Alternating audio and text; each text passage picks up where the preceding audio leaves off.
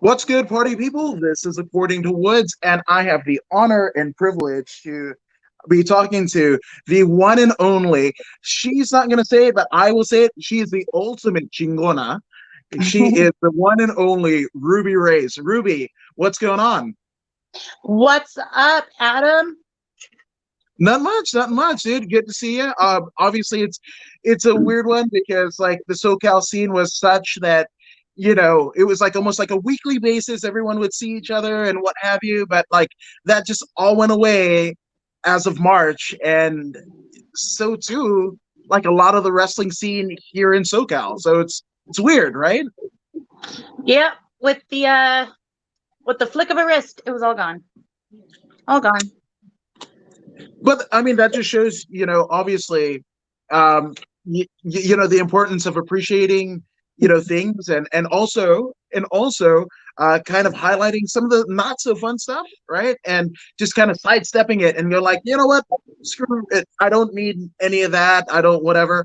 We're gonna do what we do and whatever. And I have no doubt that the kind of SoCal wrestling atmosphere will be better when we do have something to come back to than it was before.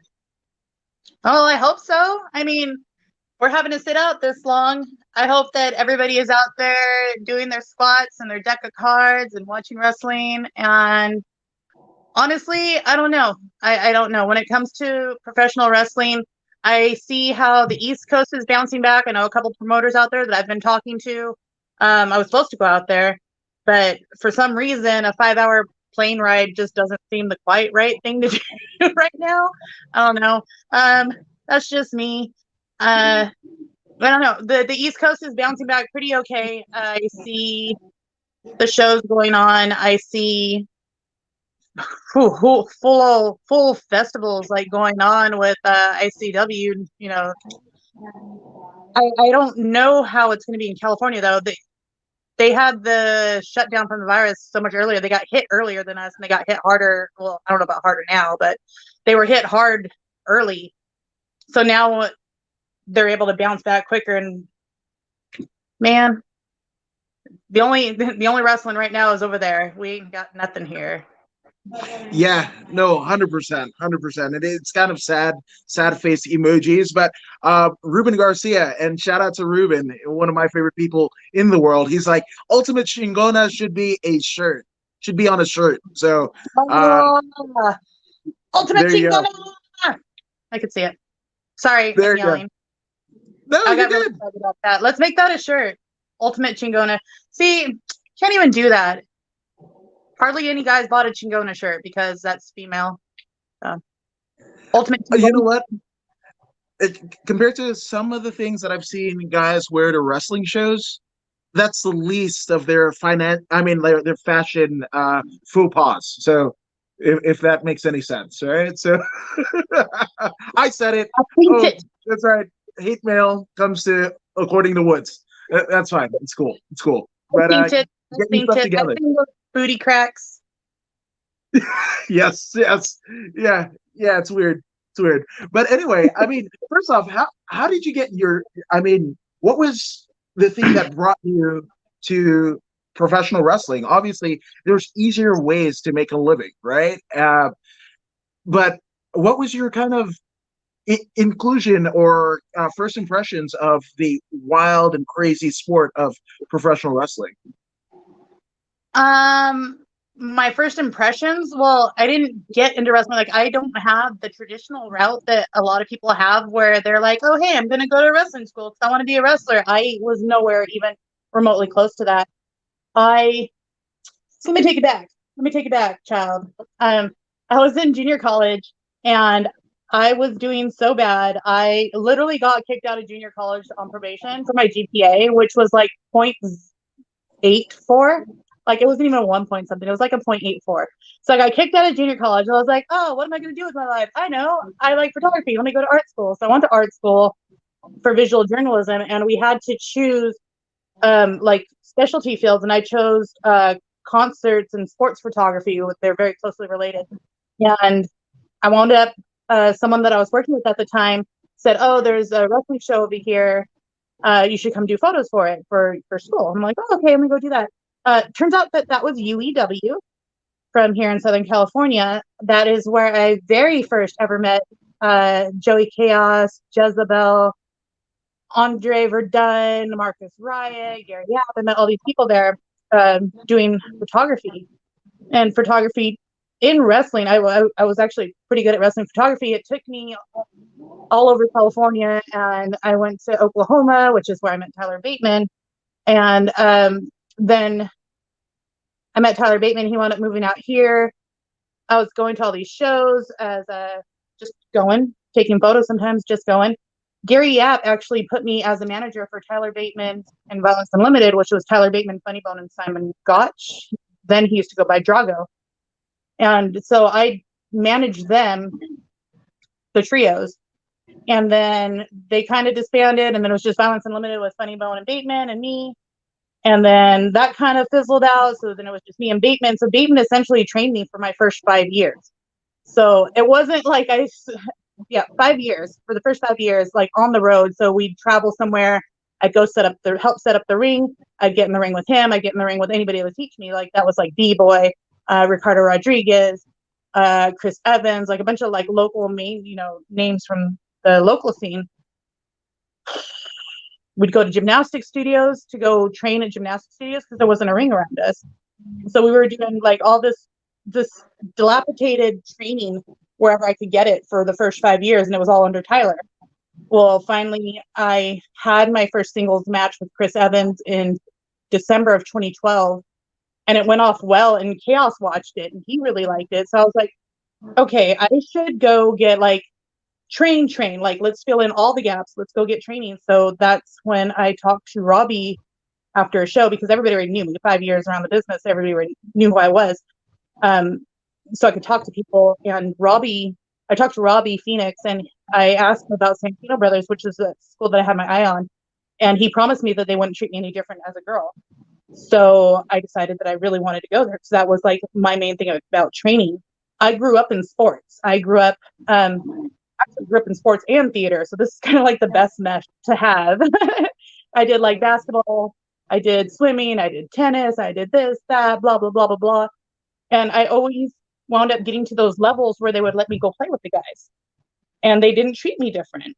So when it came to wrestling, I wanted to be able to do that. I wanted to be able to go out there with the guys and not be treated different. And so that's why I went to Santino Brothers. So my first impressions were actually kind of bad, because just being a female around the business, and you got to think this is like 12 years ago. This is actually when I was doing photography, it was 2006. So yeah, 2006. That's when I was doing wrestling photography. And I started in the business in 2008 as a manager, and I was a female. And 2008 was a completely different story than it is to be a female now. Like I was told to, put the girls out and put on the makeup and don't say anything, just look pretty and blah, blah, blah, blah, blah. So it wasn't the best. It wasn't the best first impression, but I grew up around wrestling and I grew up around sports. So I just kind of understood you just had to kind of take it and just keep trudging forward. No, absolutely. And that's, especially in times like this, you definitely want to keep the best foot forward and just keep on. There's a lot of, kind of things that are trying to pull you down, literally or figuratively. And that's kind of what we all have to do, is just kind of find some way to keep trudging on forward, And speaking of trudging on forward, somebody that does that incredibly well is Colin Crandall from the MMA Power Hour. You should definitely follow MMA Power Hour on all of their social medias. Your one-stop shop for MMA. But he says, this interview rocks. Great as usual. I'm good. You're awesome. But Razor Pot seems super cool. She's not just super cool. She's Chingona. That's a badass. I did the Google Translate. So there's that. Steven Tatum says, this lady sounds like a Wonder Woman. Yep, she is. Again, Chingona. That's what she is, right? And and 2006 and 2008, she only looks about 25. She's 23. I I did the Wikipedia thing, so there you go. And happy to be bringing up the women in all of the industry equal footing. Equal footing is exactly it, you know. Which it's crazy, right? Because when you think about it, in terms of different social movements and everything, even in 2006, 2008, and onward, you know, it was kind of like an upward progression and equality and everything. So it must have been kind of weird to kind of enter the wrestling world, and it's like almost the opposite, the exact polar opposite of what the rest of the world and society was doing, right? Yeah, and I think it was going to be like that just because it's such a male dominated sport, obviously. My whole thing when I decided to go ahead and start training was that I wanted to show that good female wrestling could come out of Southern California. And that's not to say there was just crappy wrestling, but there was like five female wrestlers, and so you're getting like the same matches over and over. And yeah, there was some intergender wrestling. You have people like Candice LeRae who was out there and being able to do that sort of stuff, but it wasn't as common as it is now. So when I went to Santino Brothers, that was like my main goals. I want to show that good female wrestling can come out of Southern California, and I was there 5 years, watching matches from ringside, watching girls get out there in the ring, watching guys get out the ring, and I saw a big difference in how females wrestled versus how males wrestled then. And like I just like straight up started asking Tyler, like, well, why don't girls do this? Well, why don't girls do that? Well, why don't and he's like, well, give me the answers, which I don't want to speak for him, but it's kind of like a lot of times girls get pushed too early to wrestle because it's like the wolves. They see a female training and they're like, oh, let's book her. Oh, there's a girl here. Oh, let's book her. And it's like it wasn't their time yet, or they weren't ready yet. So maybe they don't have that whole knowledge set that they could have had they stayed training. So yeah, it was different, and it still to a degree is different. There's still a lot of that out there, as you very well know, with the most recent speaking out movement. There was a lot of that was brought to light. That is very much focused on a lot of it about sexual harassment, abuse of power, but there's also all these other things that revolve around females in wrestling, like that eagerness to book us too early. And it's hard to say no when you're trying to make a name for yourself. And there's just so much, and it's so weird being a female wrestler. I use weird because I can't think of another word, but it's like you have to work 10 times harder to get half the recognition, and then you got to be smart about it, and you got to put your brand out there a certain way, and you got to present yourself a certain way. At least I feel like that. Like I can't do or be certain things, because then you get put into categories and you get put into boxes and stuff like that. Not speaking for everybody, but for me and my brand, like I feel like I have to worry about these sort of things. No, I think it's really cool and important that you brought that up, because obviously, I mean, in the realm of mixed martial arts, right? You've got promotions like Invicta, which are all female promotions, right? And anytime you put a female card, I mean, a match on a card in MMA, and the same holds true in pro wrestling. Anytime there's a female fight, that's the one that the crowd usually come away gravitating to, and then coming away talking about as they're heading to the car, because in many ways, obviously we see the UFC and almost $4 billion property. The second biggest promotion, Bellator, is owned by Viacom, and people just think it's like all awesome, but still the females of the sport are in many ways where the men were 25 years ago, in the very beginning, the very evolution of mixed martial arts. And it's kind of the same in pro wrestling as well, right? Yes. I'm just going to go, yes. How about yes? I like yes. There you go. There you go. But so obviously, Ruben Garcia is asking, at this point, right, as we sit here, August 2020, I don't know what happened there, but August 2020, what is your favorite match and favorite opponent?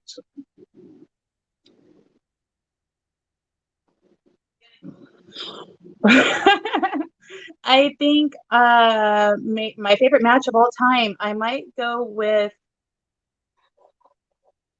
Me versus Andy Brown at Ground Zero November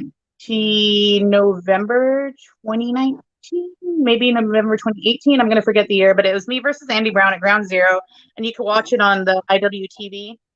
And but that might be my favorite match, but my favorite opponent will forever be Delilah Doom. Whoa, one half of Doomfly. Yeah. And why? Me Obviously, and yeah. Delilah, me and Delilah have a chemistry that the very first time I wrestled her was in the spring of 2017 for Sabotage, and me and her met up in the finals of the tournament for the title. Huge tournament. We wound up me and her were in the finals. And that was the first time me and her ever wrestled. And I think me and Delilah have a chemistry that is so off the charts that we can't help but just to really, really like get in there and go at it with each other. And we've wrestled, I think, in 4 different states at this given point. We've wrestled in 4 different states, like over a dozen times. I think me and Delilah push each other beyond our comfort zones and to go out and do these new things. And there was a match I had with her at Ground Zero, wound up being like a 20-some minute match. And the point was of that match is I wanted to have a match that you're not going to see females have, and you're not going to see them have here in Southern California. So we went out there and we went through the piece and we did everything. We did, chain wrestling, ground grappling, high flying, on the floor, this, that, off the ropes. Like, we were just pushing each other. And that's like kind of how it's always been ever since we wrestled each other, from the very first time where I wrestled her and she was injured. In that finals tournament, she was injured. And we wound up going out there and we have no issue beating the crap out of each other. Like, it's whatever. It's not personal. It's just business.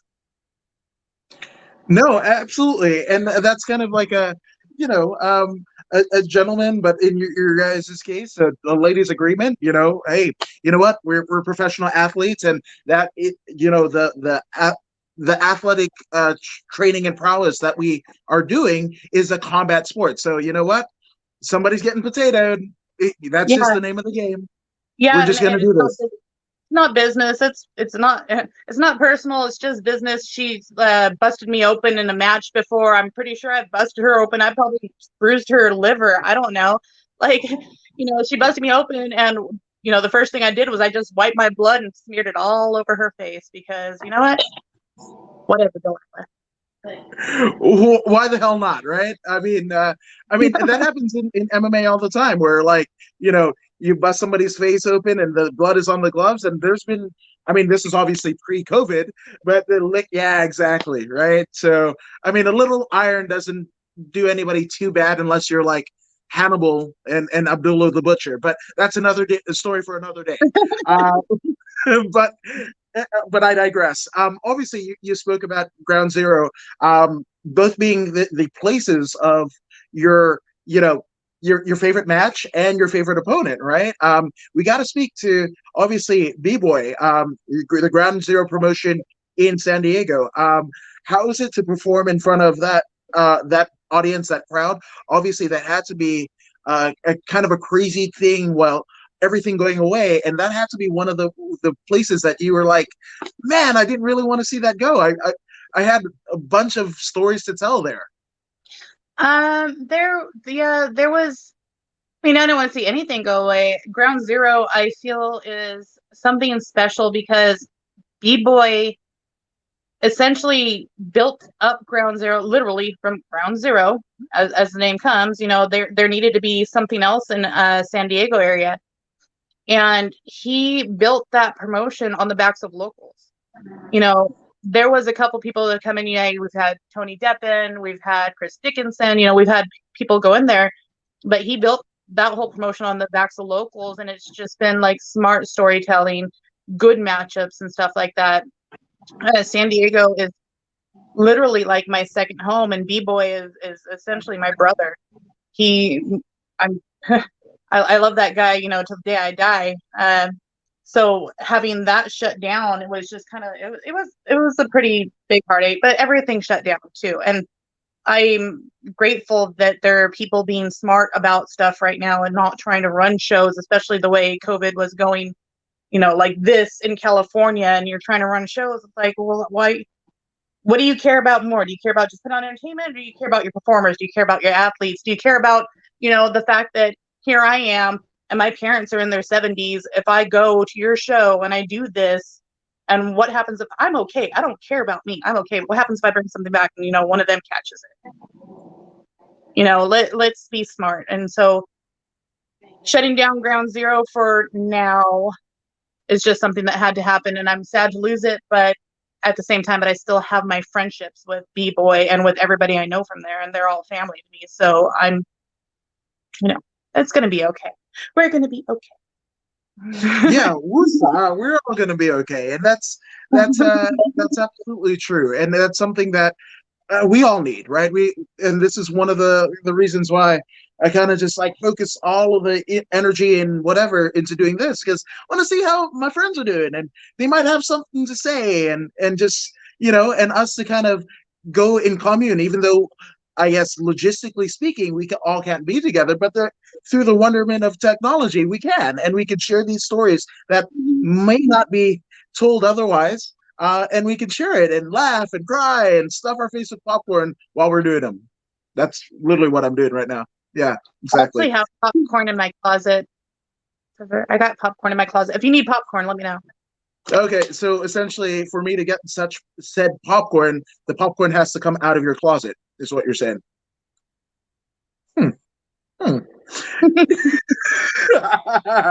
So, obviously, when you talk about your chemistry with Delilah Doom, right, and you're training at Santino Brothers, how obviously Sylvia or Jezebel, right, Jezebel Romo and Joey Chaos, how special was that place, right? Because obviously they had to kind of not cease operations, but definitely go another route in terms of their physical location not being there. How special was that place to you?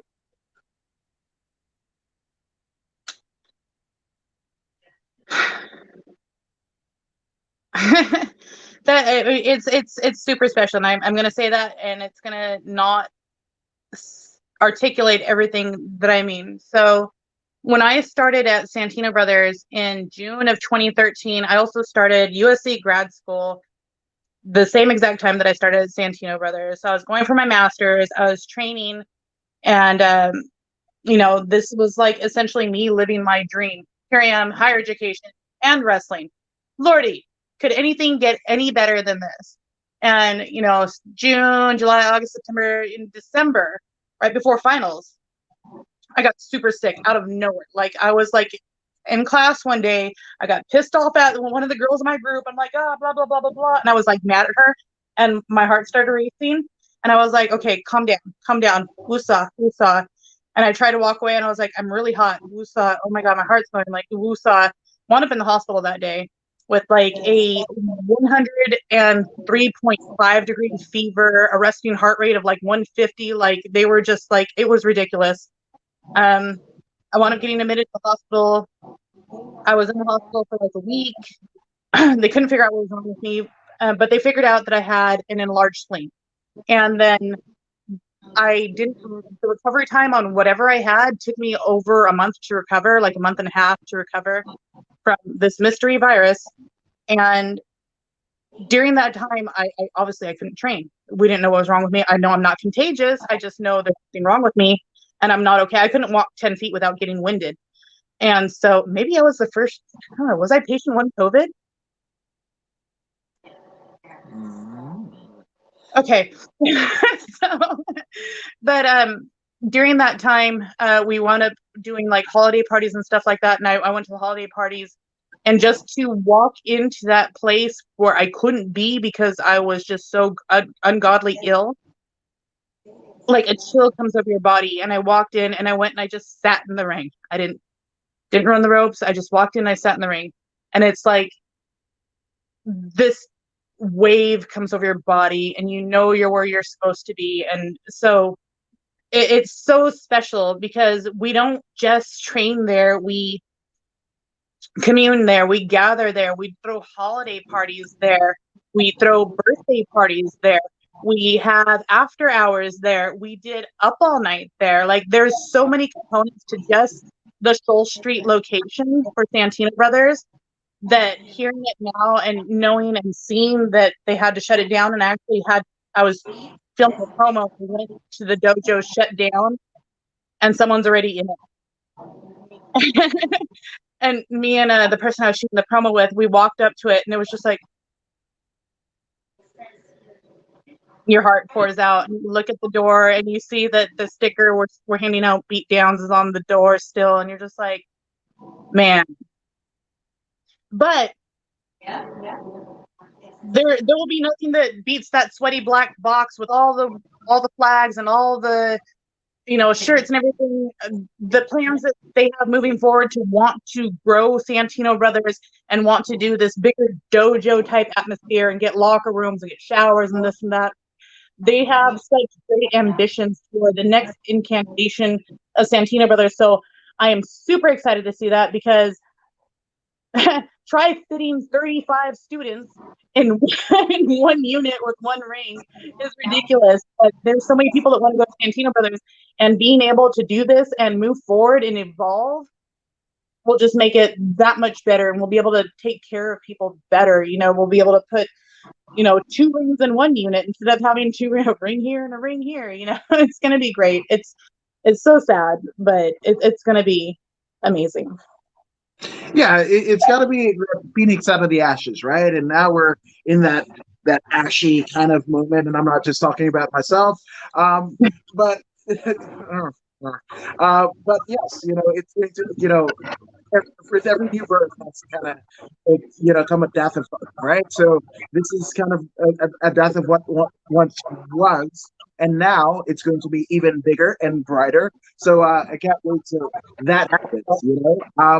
Now, obviously, your story in terms of your start in professional wrestling kind of reminds me of 2 stories. One is of one of my friends, Amy Kaplan, who's a female photographer for combat sports, and she kind of got into MMA after working on a tabloid website, and then she got credentials, and she was trying to impress a guy and whatever. And not saying that's your deal, but and now she's essentially carved out her niche in combat sports, right? And then the other story is that of Paul Heyman and Jim Cornette, who essentially started off as photographers, ringside photographers, and entered into the business, entered as managers, right? But even you, the renegade and rebel that you are, you went one further, not just manager, but you are a wrestler as well, right? And was there a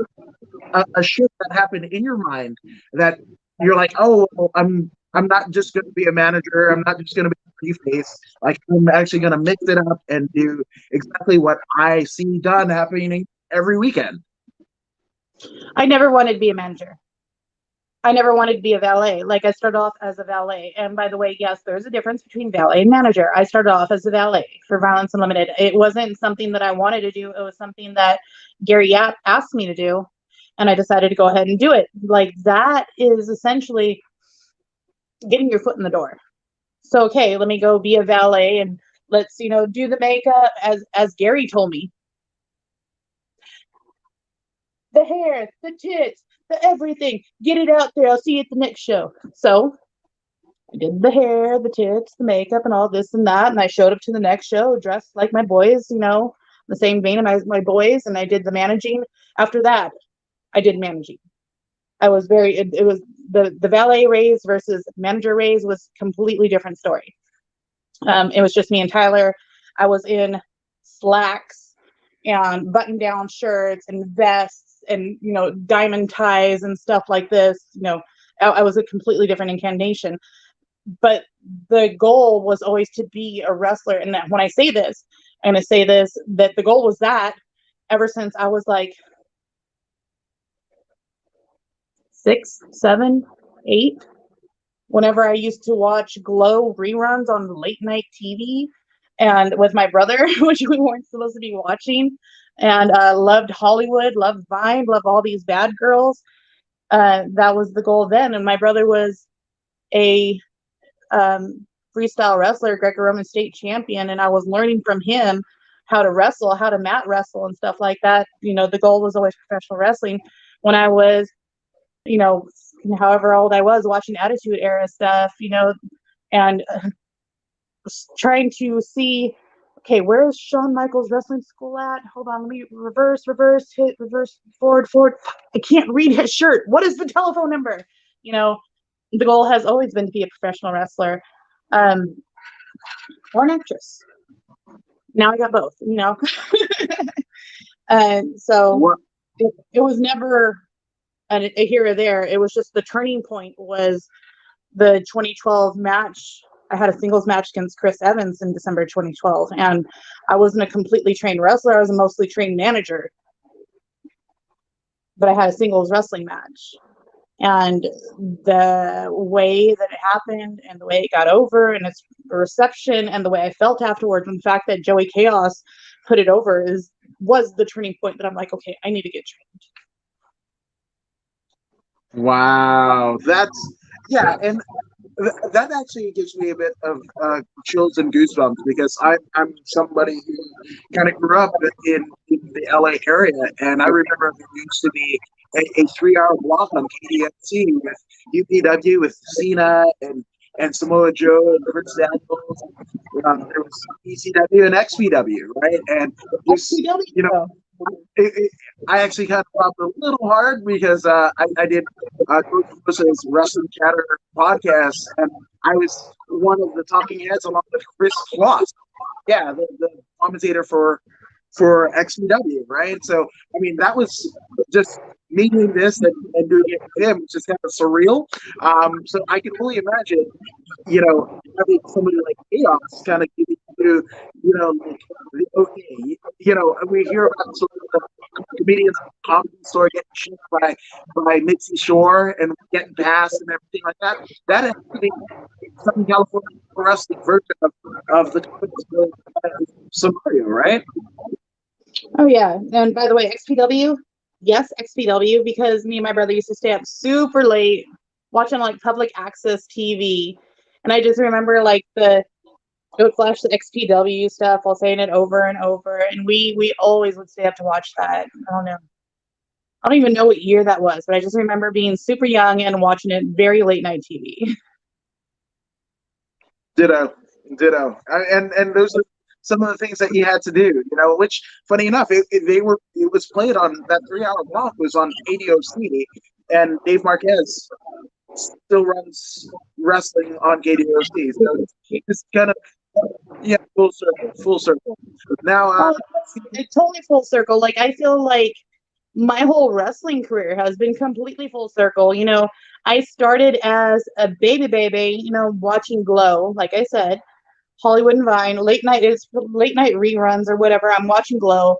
I'm watching Hollywood and Vine. I'm watching Lightning, this, that, and here it is, you know, 2019, and I'm working with Lightning on a project. You know, I'm working with MTV on this project. I've been working with these Glow girls, and I got like photos of me, and I'm just like, holy crap, like baby me is marking out right now. I have Lightning popped up on my shoulders for Rana. Like, what is life? What is life when that sort of stuff happens? Like, everything swings full circle, and that is life. You know, XPW, and then now working with people that were in XPW, watching Glow, and working with people that are in Glow, and it's a ridiculous testament to how small the world is and how definitely small wrestling is. You know. Yeah, you know, they say the world is like 6 degrees of separation, but when you're kind of in this combat sports community, you can pretty much dial it down to like maybe 2 or 3, and you kind of know people that know people, right? Oh yeah, completely. Like 3 degrees, maybe 3 degrees. I might go with 2 because someone's gonna know someone, and here it is, boom. he asked me like, hey, can you get a hold of someone? Hold on. I can't get a hold of him, but I know someone that could get a hold of him, you know. Luke Hawks, XPW, one of my best friends in the world. Like, this is just, it's ridiculous. And it's amazing at the same time. Life, the world, it's, sorry, I'm very big on life. I'm very big on living. Yeah. I'm very big on serendipity and just cycles in the world like that. I think it's that everything happens for a reason, and you know, you won't know the reason, but it's happening. No, 100%, you know, and you know, it's funny when people kind of do like vision boards and like where they would be in 5 years or 10 years or even a year, you know. Um, yeah, my favorite motto is shoot for the moon, even if you fall short, you land up with the stars, because you know you make that big goal, right? Because once you work towards that goal, it seems like you'll get further, like literally further in any of your aspirations or whatever, setting that big goal versus a kind of moderate, kind of like minuscule goal, right? Right. Yep. No, all of that. My favorite, my personal favorite is the one, what if you fall, but oh my darling, what if you fly? It could go I either like that. way. But you know, what if you fly? Don't look at the negative, let's look at the positive here. Oh, 100%. And I kind of agree with Ruben Garcia. Like you're straight out printing strips. You're printing money. Everything that you say is kind of that should be on a shirt. That should be on a shirt. You said three different phrases. And yeah, you're a money making machine for sure. 100%. And Darla, a longtime supporter of so-called indie wrestling, says she's so wonderful, and I couldn't agree more. Darla, what's up? Hope you're okay. But yeah, dude, and I mean, even to have that, I mean, you've got legitimate fans, and you know, people know you, and that's gotta, you know, I didn't even know I guess the interaction with Bateman or your start or whatever. Like when people go to a show and see your name on the marquee or your face on the flyer, they're like, "Oh, damn, Raze is gonna be here. I'm paying my 25, 45, $55 because they know you're gonna get a show out of you." I hope so. Like I like to, I mean, I like to throw it down. If there's anything worth doing in wrestling, it's worth doing big. So there's nothing small in wrestling. There's nothing small about wrestling, so there should be nothing small in wrestling. Every show is going to be a fun one. Every show, let's do something dope. Every show. You know why? Because just live. You just got to live for the moments because you never know when. Exactly. 100%.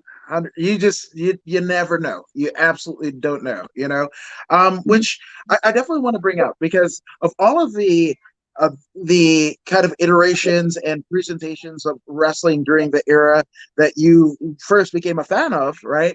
You mentioned Glow, which doesn't doesn't strike a lot of people as their favorite wrestling promotion or even something that they remember fondly of. So, um, what was it about Glow that like initially kept your interest?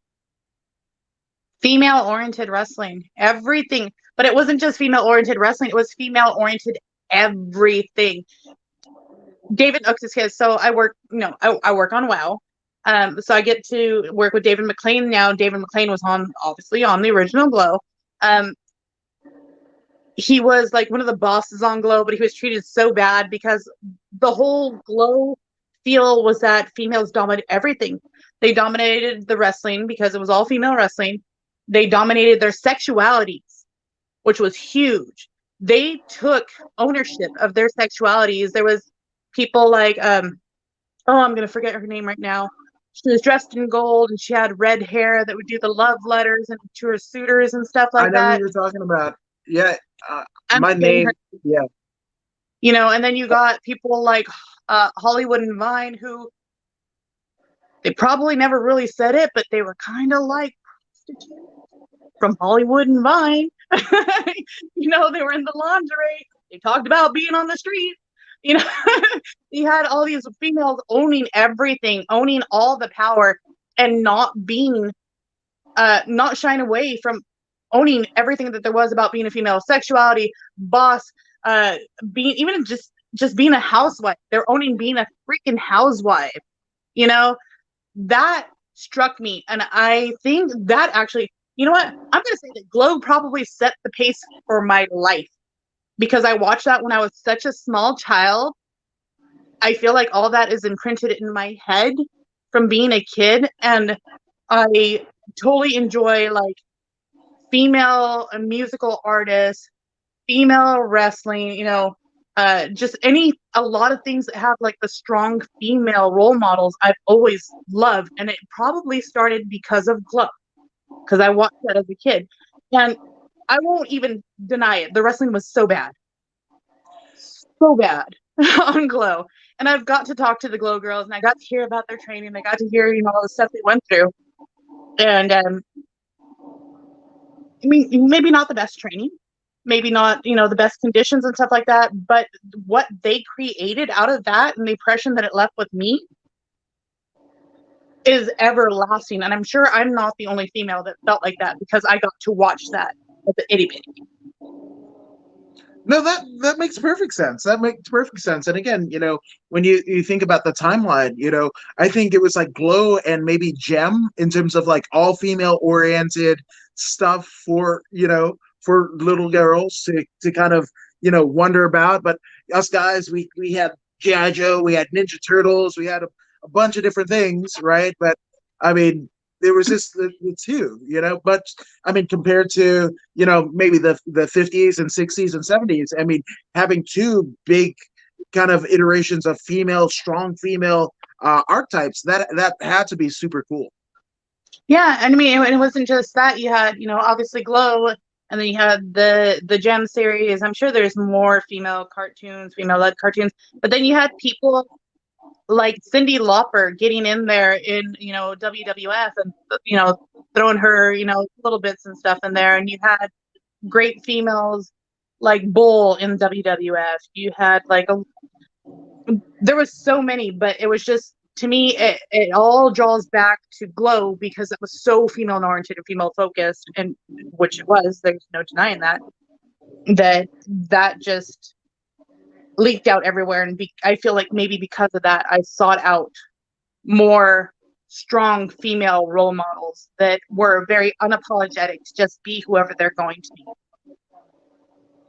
I think that's amazing. I mean, so I grew up in Inglewood and went to Inglewood High School and was in ROTC. And anytime that there was some sort of event that happened in Inglewood, rather than paying security, they basically just cut a check to the Inglewood High School ROTC department, and we became bootleg security, right? And one of the places we were bootleg security for was the Forum, and that was the first incarnation of WoW, right? With Riot and Lana Star, and it was crazy because I think Keita Rush, who's a friend of mine, she essentially got me tickets for my birthday, and I got to hobnob it with like Lana Star, and I was like, wait, the 17-year-old me would have been like, oh, this is whatever. I mean, even the 30-something-year-old me was like, oh, damn, this is cool.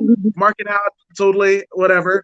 Try to keep my cool. Had my wife there and what have you, but it's still cool, and you just never know where these like strong female, or just strong characters, they're so strong in terms of being able to captivate an audience, right? And like you said, sometimes it may not be the best wrestling, right? But was the Ultimate Warrior the best wrestler? Probably not. Probably not, right? But yeah, exactly. So, in terms of that, obviously you mentioned the Attitude Era. What was some of your favorite, I guess, characters or wrestlers of the Attitude Era? DX, hands down, DX. DX was like, go ahead and have a market moment here. It was totally the and the and the like that I loved about DX. It was just they gave so many non-fucks. They had so many non-fucks to give. They had all the zero fucks to give that anytime I saw them and I saw that they were just having a blast out there, it made me want to go like hang out with them. And China actually was one of the females who I really looked up to as a wrestler. Yeah. Sorry, I just got a flashback to when she died. Me and Laura James spent like a good 2 hours messaging each other about China because she was profoundly influential. The DX was like probably what I would like to have been if, and I try to kind of be, but I feel like my character is a little too serious because my character is essentially me and I'm kind of a little serious. I don't know. They were what I would consider goals. I still would consider goals. They're just going out there, having fun, and putting on good matches, and I think that's all anybody really wants from professional wrestling. Absolutely. And Stephen Tatum goes RIP to the ninth wonder of the world. Yeah, it's still something that you kind of, that feeling in the back of your throat, you just get choked up and like somebody's cutting onions and stuff. Such a sad loss. Now, he also says that you are a branding machine, and he can see you going to AEW soon, which that's okay. So this is a good one, because if Ruby Raze was to pick a dream match, dream opponent, past or present, any venue in the world, who and where would that be? Dream match, past or present, anywhere in the world.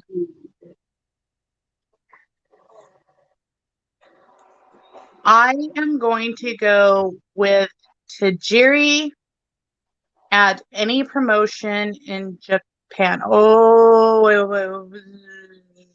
You know what? Minoru Suzuki, anywhere in Japan. Anywhere in Japan. I don't care. Anywhere. Suzuki. I like it. So it's Tajiri any place in Tokyo Dome, Sumo Hall, doesn't matter. It was always Tajiri because Tajiri had this great run with Kana back in like 2010. I want to say the year was. I could be wrong. These matches were such good intergender matches that it made you feel uncomfortable to watch them. In my opinion, that is a hallmark of a good intergender match. At least some good intergender matches. But the storytelling that they had was ridiculous, and Tajiri and Kana used to train together and they worked together. So I always said Tajiri, but the more I've watched Minoru, the more I'm like, I would take that punishment. Let's go. And I'll deal it out. Let's go. Wow. Oh, I mean, it's funny because when you think about Yoshihiro Tajiri, I mean, you just think about, I mean, the first time that I heard of him in ECW as the Japanese buzzsaw, and I mean, that basement drop kick, I mean, what we now know as the basement drop kick, but I mean, the way that he executed that move, I mean, he looked like he took it off, right? So I'm thinking of that Tajiri against Ruby Raze, and I'm just like, cool, but that just shows the quality of athlete that you are to be willing to just leave it all out on the line, essentially, to test your mettle against one of the all-time greats. Always equal opportunity ass kicker. Like, I don't care. Let's go. My whole point is to put on a fight, go out there, man, woman, child, dog, bear. Okay. It doesn't matter. Like, I want to wrestle it all, and I want good hard hitting matches. I want me to feel like I've been in a fight. I want the people out there in the audience to feel like cringy. I want them to cheer. I want them to boo. I want them to cry. I want them to tear up. I want all of that. I want all of that for me and my opponents, however I get it.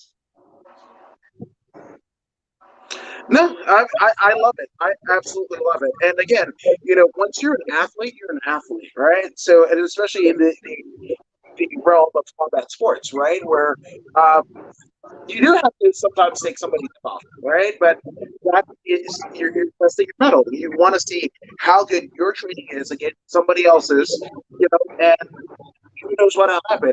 Now, I got a little bit scared because Bear could have gone one or two ways because I was just like, oh, Stu Hart wrestling up here in Calgary, Alberta, Canada, or the West Coast version, and that might get us off YouTube. But I digress. So, but so, but equal opportunity. So if you want to fight one of those bears, have at it. Have at it. So obviously, we're in this kind of weird time of quarantine, right? And people have more downtime, some people don't, whatever. But have you been doing to kind of occupy your time during this kind of time of weirdness? I'm sorry, you're kind of cutting out. What have I been doing to occupy my time?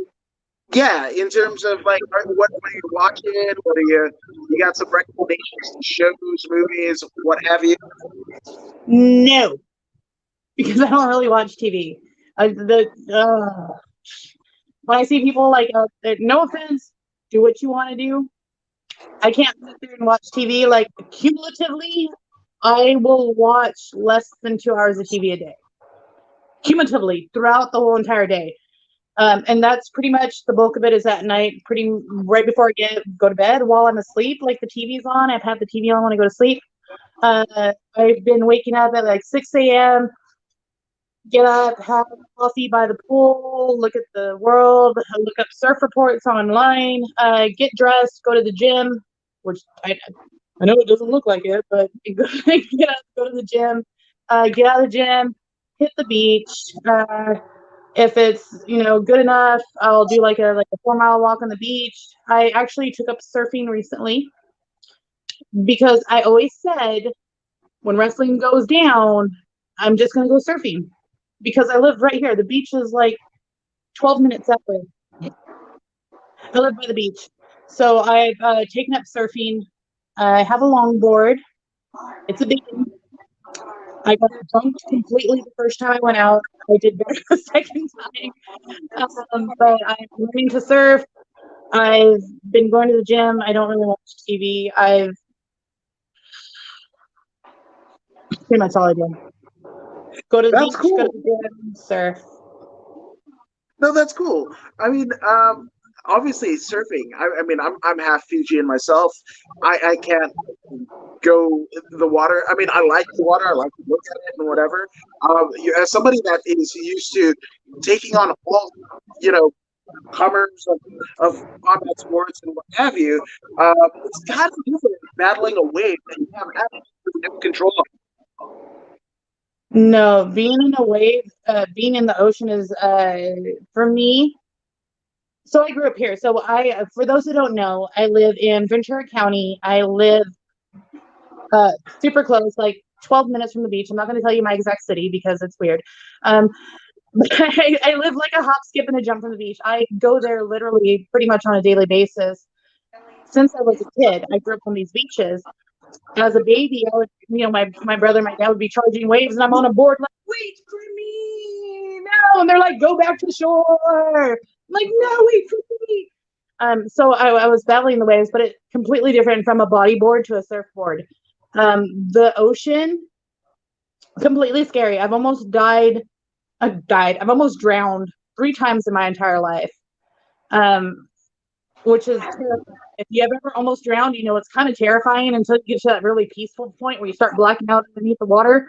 But it's terrifying because you got them crashing, you got waves crashing down on you. If you make it past the breakers, okay, cool, you're a little bit better. But then you got the fact that there's so many great white sharks that have been seen up here in this area. And the sharks otherwise. Ocean is scary. It never stops moving. You could sit in a ring and you're okay. If you could sit in the ocean never stops moving. There's always something that's going to be happening. So, yeah. Love the ocean. Really do, though. That's really cool. I mean, I think that's and the fact that you've been so drawn to it throughout your life. I mean, it is kind of your not just your second passion and project, but it is kind of inhabited your life. And the fact that you essentially live 12 minutes away. That's got to be really cool. That's cool. Oh yeah, it's like one given point. I moved to Oklahoma for 6 months, and there was no ocean there. Obviously, Oklahoma, and they're like, "Oh, what do you miss?" I miss the sound of the waves hitting the shore. I miss. Oh well, we got waves. You do? Yeah, let's go out to the lake. That's not the same. I miss that. Yeah, yeah, we've got water here, but it's not going to attack us or throw us into the sand. You know, yeah.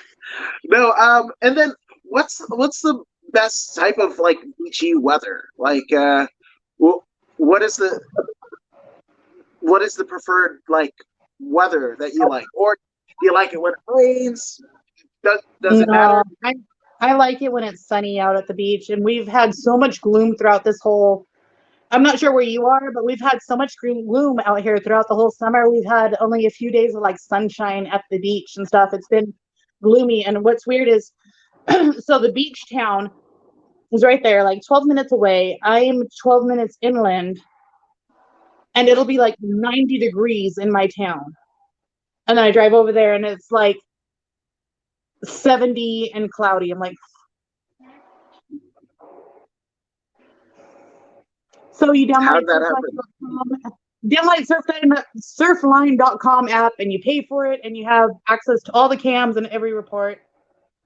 Whatever. Yeah, I'm super tanned right now. I don't know if you can tell. Look at this tan. Look at that tan. Super tan. I've been living at the beach. Yeah, absolutely. Yeah, and Steven is saying life is like surfing. It's very cool, right? You gotta move with the waves, right? And then No, you gotta go with the motion of the water. Be like water. Go with water. And when I'm doubt, paddle out. damn right, damn right.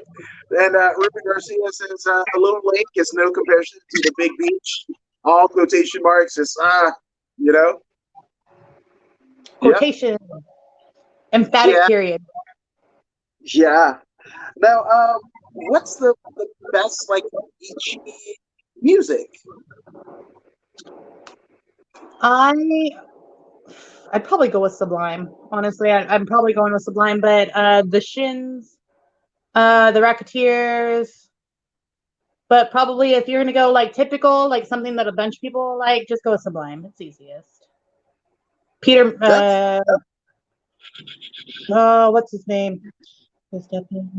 Guy that sings Step and Razor, Peter Tosh, but Sublime's gonna be like the catch-all.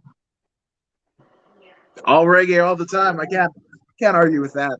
That's amazing, right? And Ruben Garcia says, "Tam looks good on you, Ruby Raze." So, bam, there you go. Thank you. You work I've been well. so tan for so long. This is like the most tan I've been in my adult life.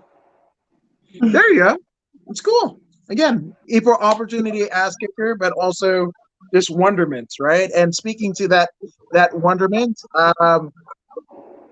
in regards to your dream match at Tajiri, Darla says that would be awesome. That'd be fucking awesome. You need to book it, like hit somebody up at DDT Pro, and like that needs to happen, like sometime soon, for sure. Now, obviously, you're a combat sports athlete, right? Your fitness and health is absolutely paramount, right? But whether it be after a match or what have you, like what is the go-to meal? Like what is the cheat meal? Like what is that? Tacos. It's always tacos, no matter where you are. It's tacos, tacos, tacos. I don't care where I am in the world. I will find your tacos. Coming for him. Yeah, you better just give up the taco to Ruby Raze because you don't stand a chance. If she's coming for the you don't stand a chance. She's coming for it. Yeah. That's gonna be my next 8x10. Is that the taco bite? There you go. Watch the next wrestling show you're at. Everybody's gonna. It's not. Yes, yes, yes. It's gonna be like, yes. And again, that needs to be a shirt. That still needs to be a shirt. I swear, you're giving yourself gold mines right here, man. Dude, it's been incredible. Oh, here we go. Favorite LA taco spot is what Steven. Well, you're in Ventura, right? So kind of that area. So I guess not LA taco spot. Ventura. Hold on. No. Well, Ventura Taco Spots is Lalo's Tacos off the avenue. They're this little taco spot, completely hole in the wall, and only really the locals know about it. But it's called Lalo's Tacos off Ventura Avenue. But I have driven to LA specifically to go to King Taco. King Taco. That is my. So you're not a Tito's taco fan at all? I've never had Tito's. Oh, really? Diehard King Taco. Okay. All right. That's cool. I can respect that. And unfortunately, Tito's has kind of gone down in terms of quality over the last couple of years. So sorry. I said it. Now, obviously, there have been many people that have gotten you to the dance and where you are now, right? The nice, bright, and shiny Ruby Raze that we see today. So let's get some shout outs out of the way. Who's helped you along the way? First and foremost, hold on. First and foremost, Tyler Bateman, obviously, being the man who trained me for my first 5 years. And honestly, throughout my first 5 years and throughout wrestling, and even till today, Tyler is still my mentor, and he's still the person who I could turn to whenever I have a question about wrestling, even if it's the stupidest thing, even if it's the smallest thing. I turn to him for pretty much everything when it comes to professional wrestling. And he is my wrestling guru. Shout outs to B-Boy for always being there, for saving me in my very first wrestling match. B-Boy came and he saved my life. He's been there to teach me, to help me grow. I'm going to go with Jesse James from Southern California, who has been there as my road dog for the last 3 years. If I need to go somewhere, he's been there to travel with me. He's been my travel companion and everything. Joey Chaos, obviously, the man who trained me officially at Santino Brothers. Roland Alexander, rest his soul. Roland Alexander, the one that used to own APW, All Pro Wrestling, up in NorCal. You could see him on Beyond the Mat. He used to have long sit-down conversations with me about wrestling, and he was probably one of the first people ever believed in me. And last but not least, Mr. Huge biceps, huge effing guns, Luke Hawks, who is a man who I owe so much to, not just when it comes to professional wrestling, when it comes to my life, and when it comes to acting and stunt work and stuff like that. Luke is my boy. I would die for him. One of the only people I ever trust with my entire life. Like, I'll just put it in his hands. So, that's about what I got. I love it all, and especially, I mean, Chaos and Luke Hawks, man, that's XPW, like some of the best talent to come out of XPW. So that's a pretty cool kind of circle you got going there. One Ruby Raze, just saying. I know some dope people. That's all. I mean, that's what I got. You keep yourself around good company. Dope shit all the time. Dope shit all the time. Right? That needs to be a shirt. Finally, I got one in there. Actually, one more question. So, in terms of wrestling that you're watching now, Are you watching any wrestling right now? And what would that be?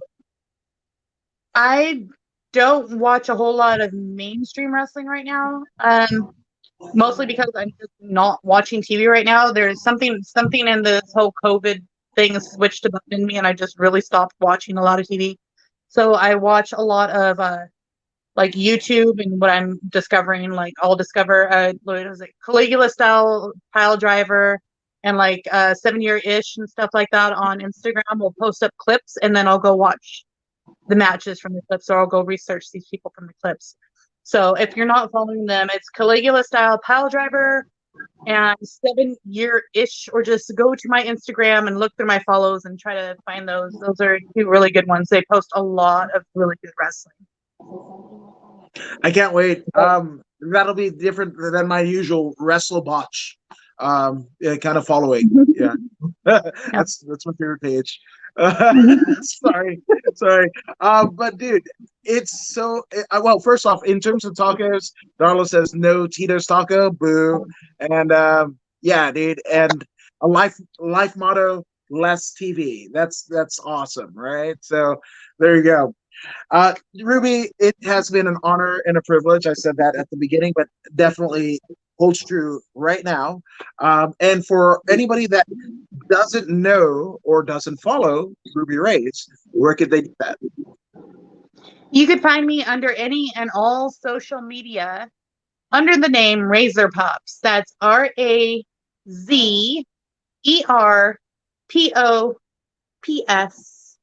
Under all of them, like I'm on TikTok. I'm not putting anything on TikTok, but I'm on TikTok. I'm on Instagram. I'm on Snapchat. I'm on Twitter. I'm on Facebook. I'm like on all these things under Razor Pops. Damn right. Damn right. Follow her. She's a fun follow. You should. And again, when wrestling inevitably comes back, she is one that you want to see at the top, very, very tippy top of the marquee. So, damn right. Damn right. Rubes, it's been awesome. Thank you for your time. And this has been According to Woods with one Ruby Raze. And we are out. Thank you guys for joining us.